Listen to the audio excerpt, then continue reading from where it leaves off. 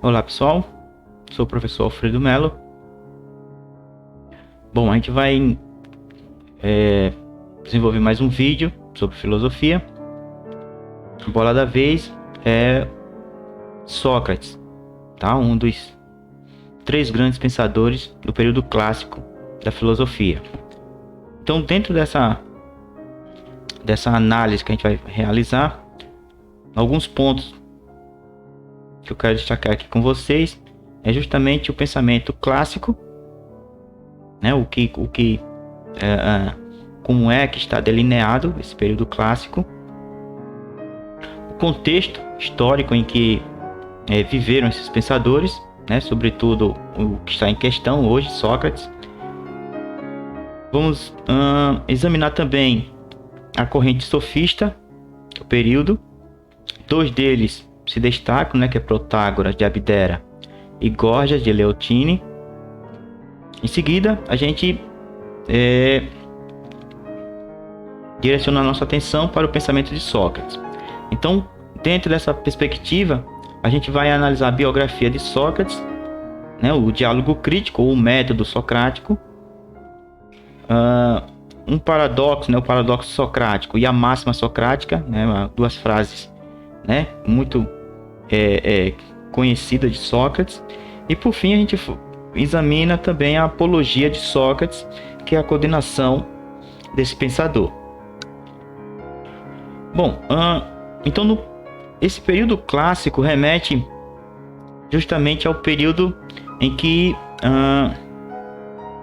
existe vamos dizer assim, uma cisão ou uma mudança do pensamento, né, no que tange a filosofia. Se vocês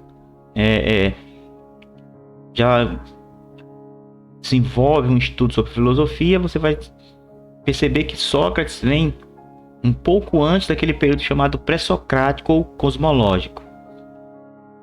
Então, dentro dessa perspectiva, na cosmologia, né, a atenção da filosofia está direcionada à physis, onde se procura, né, nessa análise o elemento primordial, segundo o qual tudo seria oriundo, né, a arqué. Aí, nesse contexto, é subjugado a narrativa mítica, né, procura-se utilizar tão somente a racionalidade para chegar a algumas conclusões. Tá? Sócrates vai, né, comum na academia dizer que Sócrates traz a filosofia do céu para a terra e coloca o homem como centro de discussão. Então, dentro dessa perspectiva, algumas questões filosóficas, né, desse período clássico, certo? São delineadas da seguinte forma, né? Quais são as perguntas, afinal das contas, que se debruçam os pensadores clássicos? Não são somente Sócrates, mas Platão e Aristóteles também. Então, como é essencialmente o ser humano? Como são essencialmente as coisas? O que é o conhecimento verdadeiro? Como deve ser o governo da cidade e como devemos viver? Então aqui fica subentendido que existe uma atenção, né, no que seria, né, como seria angariado o conhecimento, o agir moral e também o agir político. Está tudo concatenado. Tá? Então, a partir do século V a.C., a atenção dos filósofos gregos sobre o tema da physis, ou natureza, reduziu-se. Seu interesse principal passou a ser os seres humanos, especialmente as relações que estabelecem entre si, a vida política e social, e com o mundo em geral, o conhecimento. Desenvolveu-se assim a filosofia clássica da Grécia Antiga, que marcou profundamente toda a história do pensamento e da cultura ocidental. Tá? Então essa é a, vamos dizer assim, o panorama da filosofia clássica, né, na Grécia Antiga, né? Filosofia clássica ocidental. Bom, e o contexto histórico? Em meados do século VI e IV, né, antes de Cristo, começa a se mudar o pensamento, né, como vocês perceberam lá no estudo sobre os pré-socráticos. E dentro dessa perspectiva no desenvolvimento da cidade, né, da democracia grega, a educação vai ter uma nova vestimenta, né? Não se procura mais educar as crianças, né, os pretensos cidadãos para né, sobre o viés do bom guerreiro, como era na época homérica, tá? Aqui se estabeleceu as cidades, as cidades-estados, né, as polis, e dentro dessas cidades a democracia, sobretudo de Atenas, né, a democracia vigorou, tá? Então a educação era outro nível. Por isso devemos considerar primeiramente o contexto histórico em que surgiu o pensamento clássico grego, tá? Então este coincidiu com o apogeu político, econômico e cultural das cidades gregas, produzido entre os séculos VI e IV a.C. É o período chamado período clássico da história da Grécia Antiga, especialmente de Atenas e de sua democracia. Bom, vale ressaltar aqui que esse termo democracia, difundido, né, à torta e à direito, como herança, né, legado ateniense dos gregos, esse termo demo remete mais à ideia de bairro, perfeito? Na primeira diáspora, quando se estabeleceu a crise econômica ali, né, das famílias, eles começaram a ter uma aproximação, né, e gradativamente foi se estabelecendo as cidades. Quando as cidades se formaram,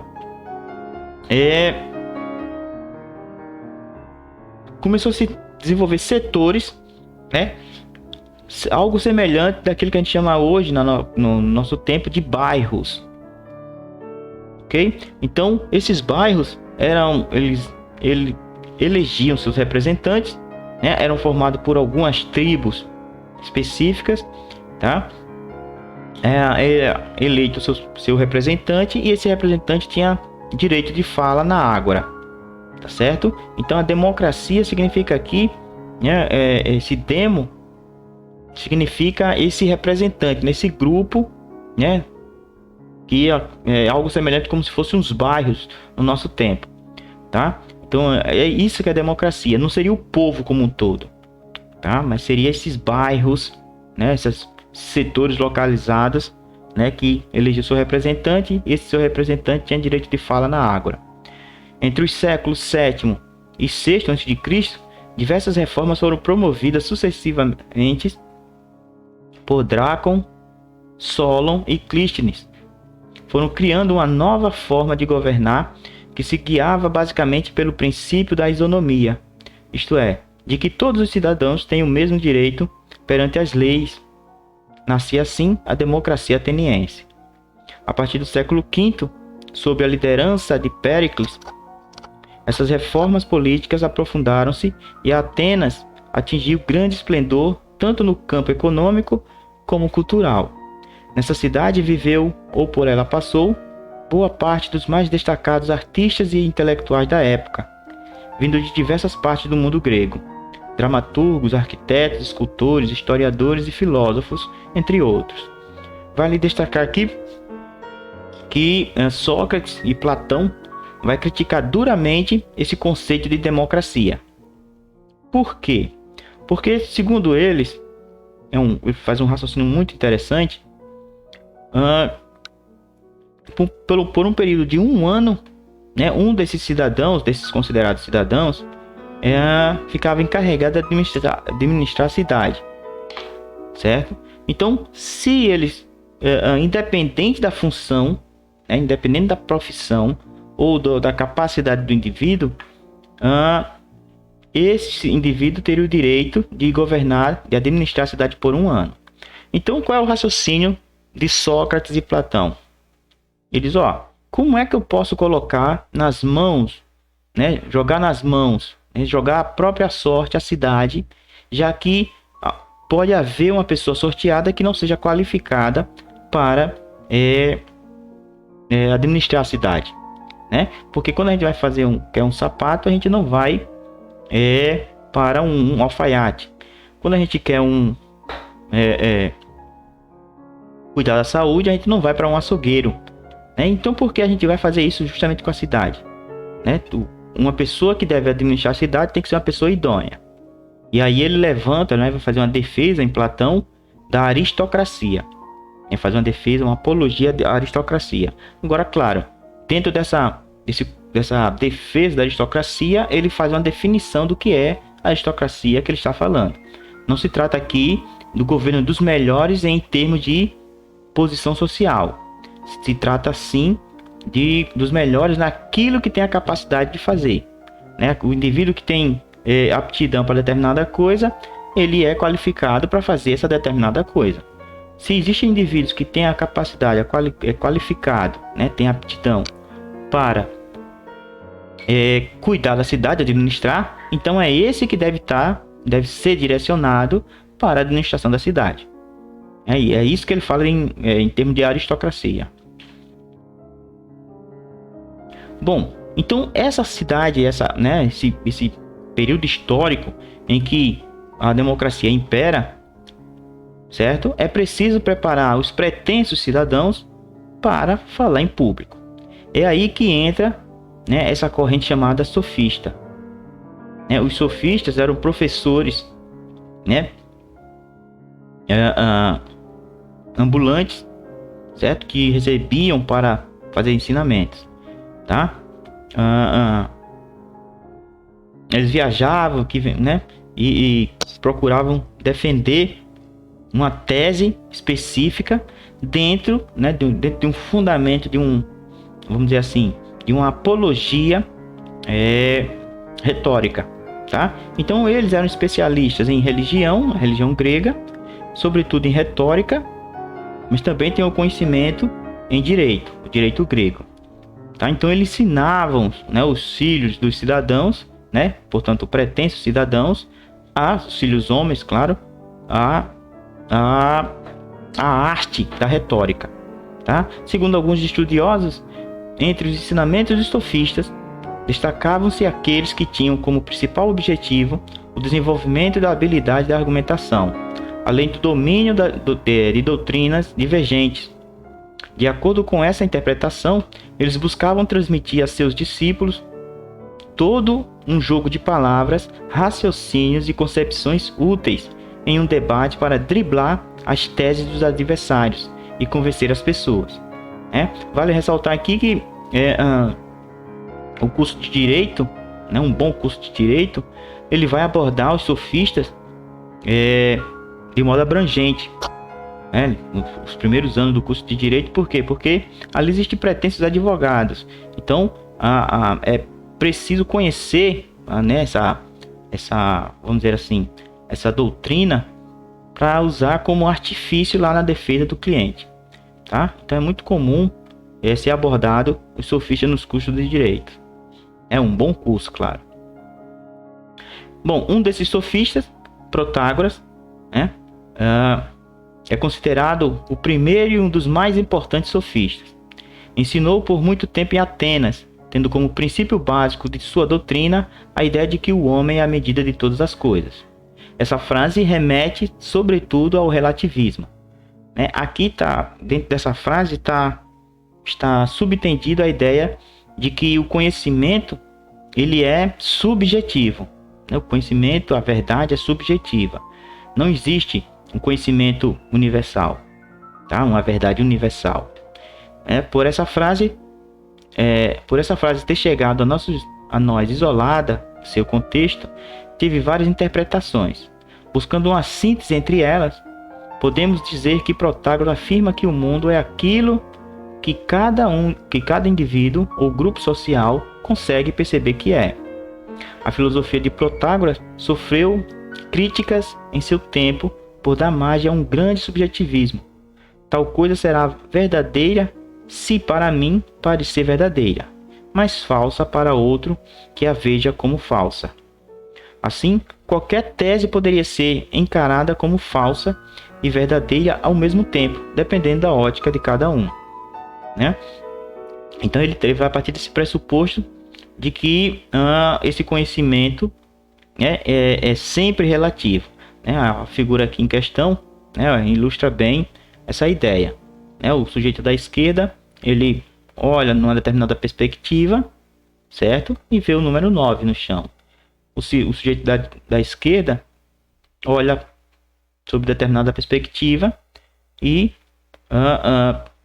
aponta, né, afirma que é um 6, né? Então, é essa a ideia que Protágoras procura defender, né? Um relativismo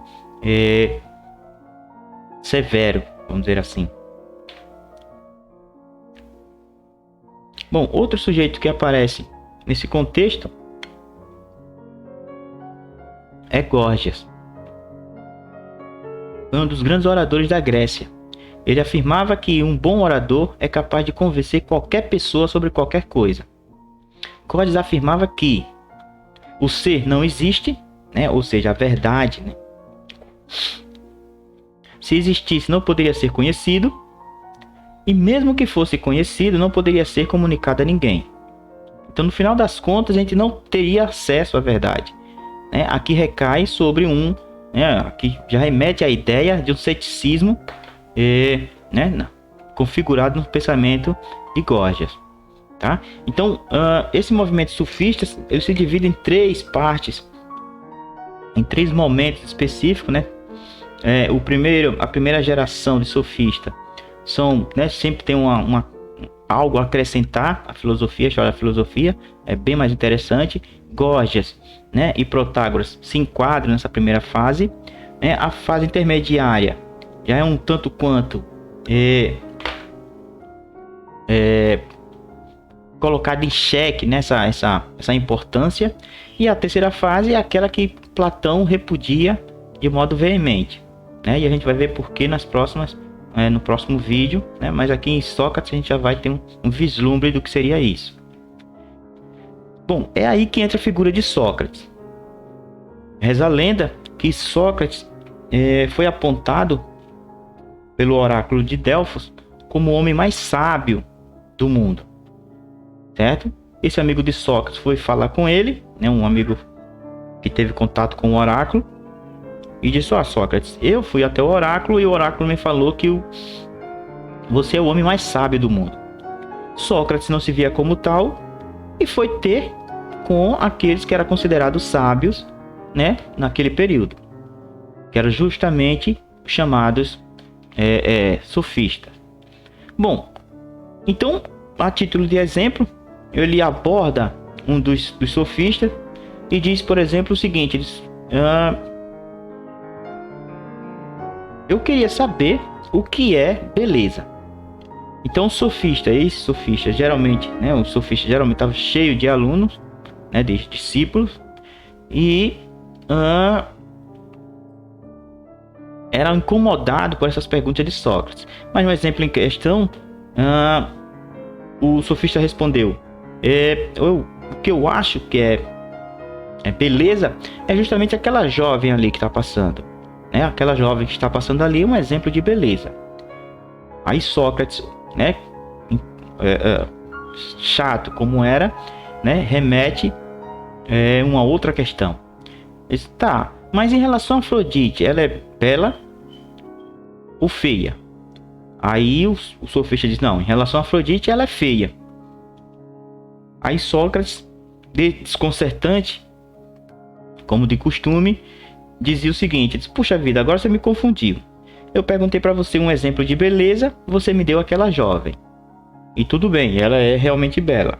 Mas quando eu comparei a beleza dela com a de Afrodite, você falou que ela é feia. Afinal de contas, você me deu um exemplo de beleza ou de feiura? O sofista, né, cortava a conversa, né, procurava sair, né, do debate, e sobretudo porque estava cheio de discípulo, né, e disse: Sócrates, depois a gente retoma essa conversa, eu preciso resolver um problema, e encerrava o assunto, né? E fazendo esse tipo de exame com vários sofistas, né, ou várias pessoas consideradas, né, detetoras de conhecimento, Sócrates percebeu que o oráculo estava certo, né? Enquanto aqueles acreditavam ser sábios, na verdade não sabiam nada, porém não sabiam que não sabiam. ele, Sócrates, estava na vantagem. Por quê? Porque também não sabia nada, mas tinha plena consciência de que não sabia. É nesse exato contexto que ele concorda com o oráculo, né? Então, Sócrates, nascido em Atenas, é tradicionalmente considerado um marco divisório da história da filosofia grega. Por isso, como vimos antes, os filósofos que o antecederam são chamados de pré-socráticos e os que o sucederam de pós-socráticos. O próprio Sócrates, porém, não deixou nada escrito. O que se sabe dele e de seu pensamento vem dos textos de seus discípulos e de seus adversários. Sobretudo em Platão, né, a gente tem conhecimento do pensamento de Sócrates e você vai perceber que Platão, né, os textos de Platão são escritos em forma de diálogo, tá? Esses diálogos tem o personagem Sócrates, né? A grande maioria deles tem Sócrates como grande protagonista, né? Grande personagem. E aí você pode se perguntar, puxa vida, e como é que a gente percebe que, né, dentro da obra de Platão está falando por ele ou falando por Sócrates? Então, dentro da obra, você na medida em que você perceber em que Sócrates não estabelece a definição de um conceito, você sabe que ali é o próprio Sócrates, né, que Platão está descrevendo. Então, toda vez que não se estabelecer ali, né, por exemplo, está discutindo sobre amor. Então, o conceito amor não ficou claro, né? Sócrates não diz o que é o amor. Pronto, ali é justamente o próprio Sócrates que está sendo comentado por Platão. Mas a partir do momento em que se percebe que Sócrates descreve o que é o conceito, como por exemplo na República, que ele diz o que é justiça, então quando ele afirma o que é esse conceito, quando ele define o conceito, aí sim é o próprio Platão falando pela boca de Sócrates, certo? Então o estilo de vida de Sócrates assemelhava-se exteriormente ao dos sofistas, embora não vendesse seus ensinamentos. Desenvolvia o saber filosófico em praças públicas, conversando com jovens, sempre dando demonstrações de que era preciso unir a vida concreta ao pensamento, unir o saber ao fazer, a consciência intelectual à consciência prática ou moral, certo? Então ele vai procurar delinear uma ideia em que, a partir de um conhecimento, a partir do conhecimento de si, né, o sujeito se torna mais virtuoso, né? O sujeito mais moral. Então essa a princípio a proposta de Sócrates, né? Um combate à ignorância, né, proporcionada pelo relativismo ou ceticismo, né, dos sofistas. Então ele vai procurar estabelecer um método, né, chamado de método dialético ou dialógico, certo? No diálogo Titeto, por exemplo, ele vai delinear qual é a proposta dele, né, desse método, né, um método de conversação, né, diálogo, né, o próprio termo diálogo já remete à ideia, certo? Então, escrito por Platão, o Titeto, certo? Sócrates explica seu método filosófico. Então vamos verificar aqui um trecho que eu coloquei de Sócrates. E nunca ouviste falar, meu gracejador, que eu sou filho de uma parteira famosa e importante, e imponente, Fanarete? Titeto responde, sim, já ouvi. E Sócrates continua, então já te contaram também que eu exerço essa mesma arte. Titeto responde, isso nunca. Pois fica sabendo que é verdade, porém não me traias.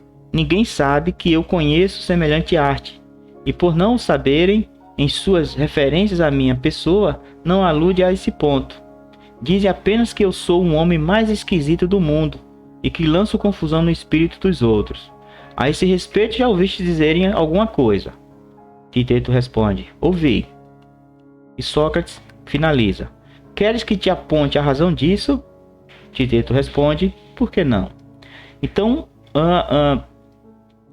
enquanto os os acusadores de Sócrates, né, lá na Apologia de Sócrates, eles procuram descrever Sócrates como um charlatão, né, segundo o qual ensina as pessoas coisas erradas, certo?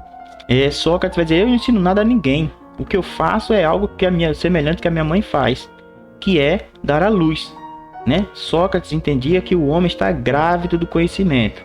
O conhecimento está no homem, tá? Então o que é que ele faz? A única coisa que eu ofereço é a ajuda para eles colocarem para fora aquilo que eles já conhecem, né? Então isso aqui já é vamos dizer assim, uma menção, né? Ou um comentário subtendido daquilo que Platão vai chamar de teoria da reminiscência da alma, tá? Que é conhecer seria relembrar. Perfeito? Então tudo se inicia com um diálogo amigável, né? Voltando ao texto. Nesse trecho, Sócrates sugere que teria herdado a profissão de sua mãe, que era parteira. Por essa razão, o filósofo denominava seu próprio método, sua arte de perguntar, pelo nome de maiêutica, palavra de origem grega que significa ciência ou arte do parto, ou seja, a obstetrícia. O que ele queria dizer com isso? Bom, é justamente aquilo que eu estava comentando. Ele vai dizer: eu vou ajudar as pessoas não dizendo o que é, né, definir o conceito pelas pessoas. Eu vou ajudá-los a compreender, a extrair delas mesmas, né, o próprio conceito, a própria concepção, né, daquilo que eles estão procurando. Perfeito? Então esse é o método dialógico, né? É a dialética. Bom, essa dialética, o diálogo crítico, se estabelece em dois momentos específicos, né? A refutação ou ironia e a maiêutica, como a gente viu, né? A maiêutica é o segundo momento. Geralmente, quando ele se deparava com os sofistas, ele sempre parava aqui na refutação. Por quê? Porque a refutação é a etapa em que o filósofo interrogava seus interlocutores sobre aquilo que pensavam saber. Então, ele fazia algumas perguntas para o indivíduo, aqui no caso, o sofista. Então, o sofista, na medida que fosse respondendo as questões, ia percebendo que não dominava aquele conceito que ele acreditava dominar. Então, uma refutação do conceito faz com que o indivíduo perceba que ele não domina, que ele não conhece, né? Tome consciência da sua própria ignorância sobre o assunto. Joia? Então essa é a primeira fase, né, dentro de um diálogo. Então, essa etapa, os filósofos interrogavam seus interlocutores sobre aquilo que pensavam saber, formulando-lhes perguntas e procurando evidenciar suas contradições. Seu objetivo era fazê-los tomar consciência profunda de que suas próprias respostas, das consequências que poderiam ser tiradas de suas reflexões, muitas vezes repletas de conceitos vagos e imprecisos. Então isso é refutação, quando o indivíduo percebe que não domina o assunto, né? Percebe a sua própria ignorância. Quando esse diálogo se dava entre discípulos, né, ou pessoas próximas a Sócrates, né, que não cortavam, né, se não fosse interrompido, o segundo momento do diálogo era a maiêutica, certo? É a etapa em que ele propunha aos discípulos uma nova série de questões com o objetivo de ajudá-los a conceber ou reconstruir suas próprias ideias. Por isso essa fase é chamada de maiêutica, termo que em grego significa arte de trazer à luz, certo? Então esses são os dois momentos em que Sócrates procura ajudar o indivíduo a colocar para fora o seu próprio entendimento sobre o assunto, tá? Outra coisa importante em Sócrates são as duas máximas que comumente é citado aqui e ali, né, pelos alguns pseudos intelectuais. Só sei que nada sei, né? Aqui é um jargão que muitos gostam de usar para fugir das questões. E conhece a ti mesmo, né? Uma sugestão de autorreflexão, né? De autolimitação. O só sei que nada sei é a humildade, eu gosto de chamar de humildade intelectual, né? Ou a teoria do copo cheio, né? Por que copo cheio? Porque se o indivíduo partir do pressuposto de que já conhece, sabe tudo, ele não tem espaço para novas ideias, né? Para novas reflexões. Então, Sócrates é aquilo que seria o copo entremeados, né? Não transbordando de conhecimento. Então Sócrates ele prega a humildade intelectual. Seja humilde, né? Toma consciência. Aparentemente esse só sei que nada sei parece um paradoxo, né? Só sei que nada sei. O nada, né, se contradiz com o só. Eu só sei uma coisa, que nada sei. Esse nada não é uma coisa, é um nada. Mas aqui o objetivo aqui é você ter a humildade intelectual, né? Estar aberto a novas ideias, né? Será que aquilo que eu acredito realmente funciona da forma, ou é concebido realmente dessa forma que eu entendo? Então, se houve outras opiniões, outros argumentos, certo? E a partir daí você extrai, compara, né? Lapida até chegar a um conceito, um entendimento mais sucinto sobre o assunto, tá? Então, esse paradoxo, né? Só sei que nada sei, prega, né? Oferece, né? Sugere a humildade intelectual. E a máxima socrática, conhece-te a ti mesmo,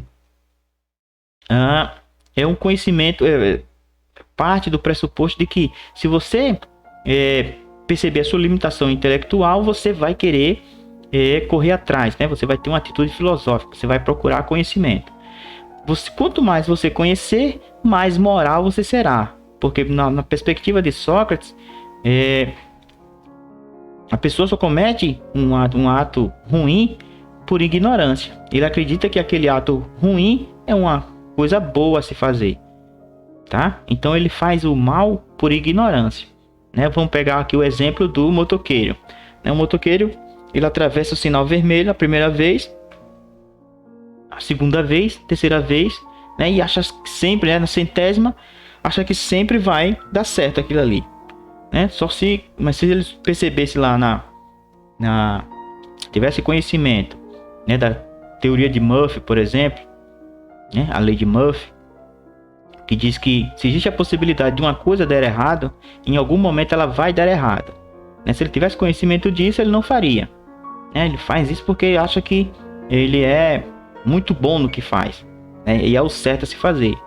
Bom, só que ele quebra a cara em algum momento, tá? Então é essa a proposta de Sócrates. Quanto mais conhecimento você procurar angariar, mais moral, mais virtuoso você será. Quanto mais virtuoso, menos mal, né? Menos vicioso você será, né? O vício é a ignorância, tá? A pessoa só faz o errado porque acredita que aquele errado é certo, tá? Para finalizar, né, Apologia de Sócrates, né, no livro Banquete, no livro Apologia de Sócrates, Platão descreve o julgamento de Sócrates e ele faz sua defesa. Ali ele afirma que